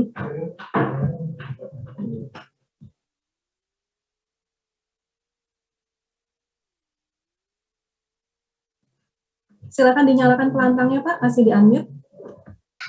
Ya, apa yang dinyatakan oleh Pak Jeremy itu adalah itulah hal yang kami inginkan sebenarnya sejak dulu. Ketika misalnya Bappenas dahulu memberikan program riset nasional bahasa, pelestarian bahasa itu ke LIPI, kami kan bertanya-tanya, kenapa bukan PRN-nya bukan ke kantor bahasa atau badan bahasa itu kan? Nah, sebenarnya adalah tujuannya adalah bahwa LIPI itu berusaha untuk bisa menggait badan bahasa di satu sisi, dan di sisi yang lain adalah kepada pemerintah daerah yang bersangkutan. Nah, itu poin pentingnya. Terus kemudian LIPI melakukan tata laksana kegiatan penelitian dan mengambil pemerintah daerah dan sebagainya pada 5 lokasi yang ada di seluruh Indonesia. Nah, tetapi sayangnya memang kita kerjasamanya sudah di tingkat lokal, Tetapi kemudian ketika dibawa ke dalam sebuah kebersamaan dengan badan bahasa yang bisa sebenarnya di situ nanti ada peran pengayom bahasa, peran pamong bahasa, pamong budaya dan sebagainya itu masuk, ini kelihatannya tidak nyambung ya, kemudian tidak terjadi kolaborasi. Nah, saya berharap bahwa ketika misalnya kita sudah beralih ke BRIN, proses ini akan bisa menguat. Apalagi sebagian besar peneliti-peneliti bahasa itu ada di kami, itu kan, yang sebenarnya ibu kandungnya di Kementerian Pendidikan dan Kebudayaan. Nah, hubungan ini yang akan memudahkan kolaborasi antara peneliti, kemudian pamong, kemudian pengayom dan sebagainya, itu yang kemudian bisa dikembangkan, dan targetnya adalah pelestarian dan revitalisasi bahasa daerah bisa dapat dilakukan dengan baik. Itu harapan saya, Pak. Harapan kami di BRIN juga seperti itu. Itu yang pertama. Lanjut yang kedua ya. Yang kedua terkait bahasa daerah dengan kurikulum nasional. Pak, saya kebetulan di Kemendikbud itu selama setahun lebih menjadi namanya tim perumus capaian pembelajaran atau penyederhanaan kurikulum. Penyederhanaan kurikulum. Nah, dalam prosesnya, saya di bidang antropologi, bukan di bidang bahasa. Di dalam prosesnya saja, ketika kita memasukkan item-item yang lebih luas dan lebih luas di satu sisi dan sisi yang lain lebih spesifik pada isu-isu tertentu, oleh tim Kemendikbud sudah dipotong, sudah tidak bisa lagi. Bayangkan kemudian ketika bahasa daerah yang beragam beratus jenis itu kemudian dimasukkan di dalam basis kurikulum itu yang kemudian menjadi persoalan perdebatan kemarin, bahwa itu nanti gimana kita tidak terjadi ketidakseragaman lagi dan sebagainya. Itu persoalan-persoalan yang terjadi di dalam tim teknis perumusan penyederhanaan kurikulum yang Kemendikbud lakukan pada tahun 2020-2021 kemarin. Jadi sebenarnya sih iya, alangkah indahnya jika pengetahuan dan keterampilan berbahasa daerah itu masuk sebagai muatan kurikulum nasional kita. Tapi itu dilemanya di tingkat Kementerian Pendidikan dan Kebudayaan sendiri seperti itu loh. Monggo, ini adalah tantangan teman-teman di Kemendikbud gitu. Bu, Pak, makasih. Ya baik, terima kasih Pak Ali. Mungkin karena tidak ada lagi yang bertanya, kita akan akhiri sesi hari ini, tapi saya minta mungkin pernyataan penutup ya dari masing-masing pembahas dan juga narasumber. Dari Pak Pangkol dulu, silakan. Baik, terima kasih Mbak Evi. Sebenarnya saya juga mau menambahkan apa yang menjadi pertanyaan Pak Jeremy tadi. Sebenarnya memang ini mungkin sekaligus penutup untuk alor itu. Saya melihat bahwa pemerintah daerah tidak tahu kira-kira mau apa yang menjadikan muatan lokal untuk bahasa begitu banyak. Mereka tidak mendapatkan model seperti apa. Bagi mereka muatan lokal adalah bahasa Inggris begitu. Itu mereka lakukan di sekolah-sekolah.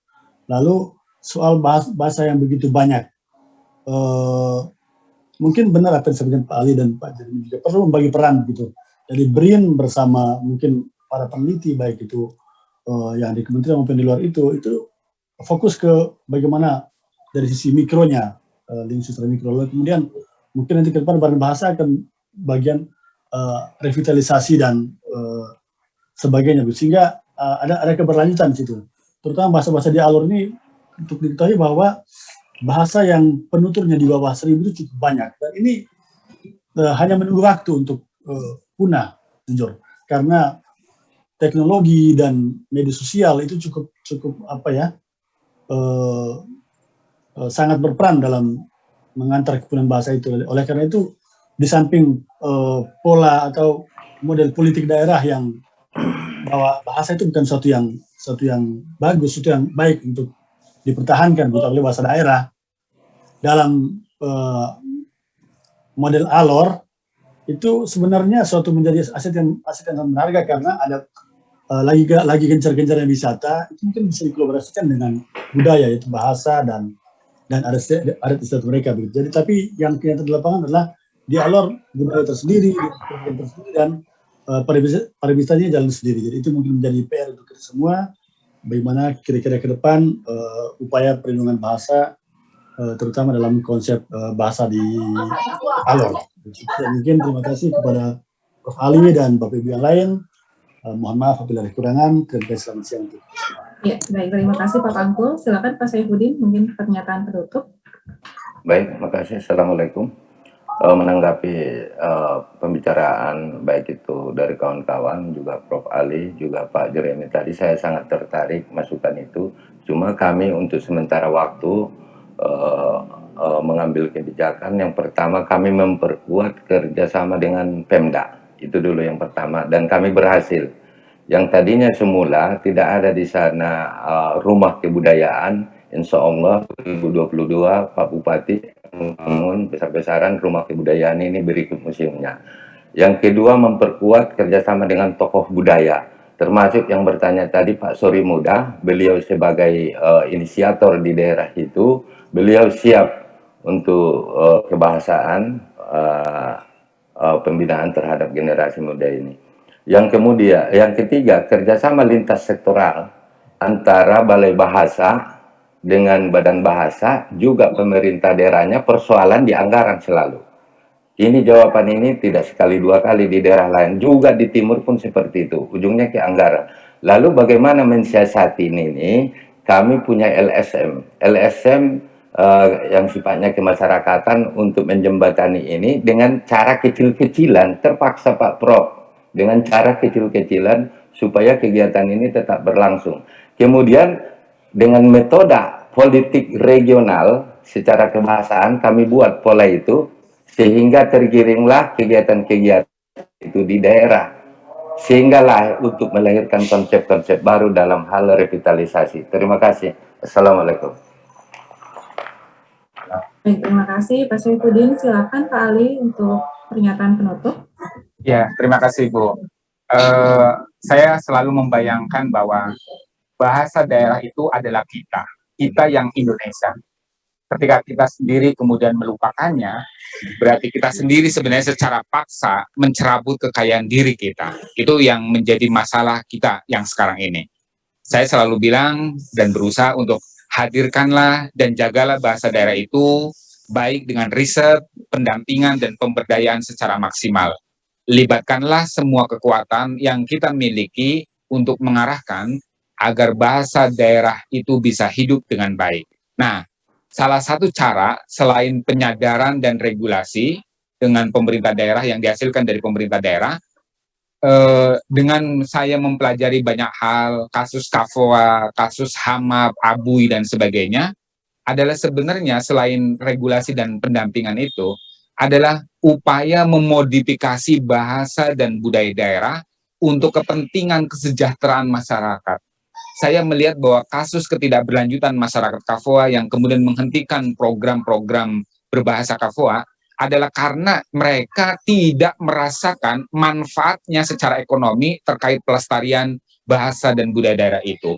Menurut saya, walaupun ini kelihatan pragmatis, tetapi ini adalah tantangan kita ke depannya. Dan itu harus menjadi bagian tidak terpisahkan dari semua proses pendampingan gayasi bahasa. Terima kasih, itu saja. Mohon dimaafkan kalau ada yang salah. Baik, terima kasih Pak Ali. Saya ucapkan juga terima kasih kepada Pak Pangkul, juga Pak Saifuddin untuk diskusi yang sangat menarik pada siang hari ini. Satu hal yang dapat saya simpulkan bahwa revitalisasi bahasa adalah upaya pelestarian bahasa ya, dengan meningkatkan penggunaan bahasa daerah dalam komunikasi sehari-hari dan melibatkan generasi muda sebagai penuturnya, dan tentunya perlu ada sinergi yang baik antara pemerintah pusat, pemerintah daerah, dan juga masyarakat. Terima kasih sekali lagi untuk para pembicara dan narasumber dan pembahas pada siang hari ini, juga para peserta yang telah hadir. Bapak Ibu jangan lupa untuk mengisi daftar hadir, dan kita akan kembali bergabung pada pukul 14 waktu Indonesia Barat ya, pukul 2 siang nanti, dengan membahas mengenai kajian vitalitas bahasa. Ya, itu saja yang dapat saya sampaikan. Sekali lagi terima kasih, mohon maaf bila ada kesalahan atau hal-hal yang tidak berkenan. Terima kasih Pak Ali, terima kasih Pak Pangkul, terima kasih Pak Saifuddin. Terima kasih Ibu, terima kasih Pak Pangkul, sukses selalu, sehat selalu Pak Saifuddin, terima kasih.